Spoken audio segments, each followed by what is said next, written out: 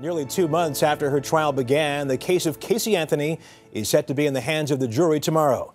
Closing arguments took place today, and Anthony, a 25-year-old single mother accused of killing her 2-year-old daughter 3 years ago, could face the death penalty if convicted. CBS News 48 Hours mystery correspondent Troy Roberts has been covering the case and has the latest. For 3 years, Casey Anthony has fought the notion that she killed her own child, Kaylee. Mama, Papa. In 2008, Kaylee was a spirited 2-year-old girl, then a missing person, and a murder victim.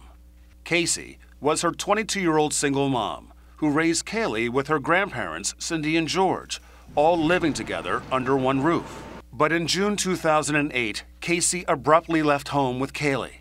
The family did not see Kaylee for a month.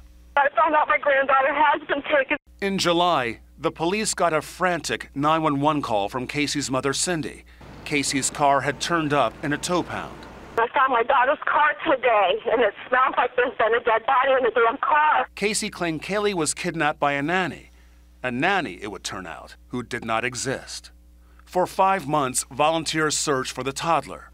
Her skeletal remains were found in 2 plastic bags dumped in the woods, walking distance from the Anthony home. Prosecutors said there was duct tape placed on Kaylee's mouth and nose, but none of Casey's fingerprints or DNA was on the tape. Prosecutors believe Casey may have sedated Kaylee using the chemical chloroform.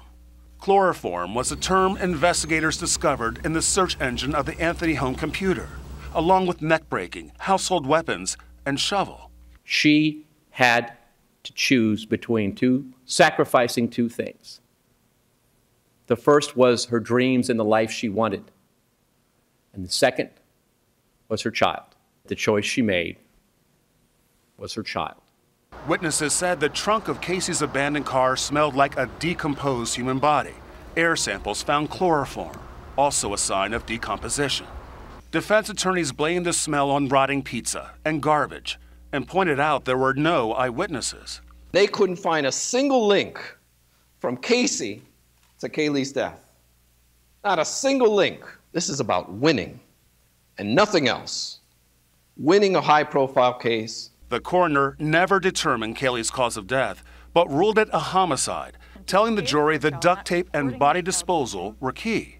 The fact that it's tossed in a field to rot in bags is a clear indication that the body was trying to be hidden. Another red flag for prosecutors, Casey's behavior. In the month she claimed Kaylee was missing, she never told anyone and spent her nights partying. I don't care about what people have been saying about me. That doesn't matter, because I know it's not true. The case has received so much publicity in Orlando. Both sides ready to proceed. The judge agreed to draw jurors from 100 miles away and sequester them. Casey Anthony did not testify in her own defense. If the jury finds her guilty of murdering her own daughter, the panel will then consider whether to impose the death penalty. Russ? Troy Roberts, thank you very much. And when a verdict is reached, there'll be a special edition of 48 Hours Mystery, Casey Anthony, Judgment Day, right here on CBS.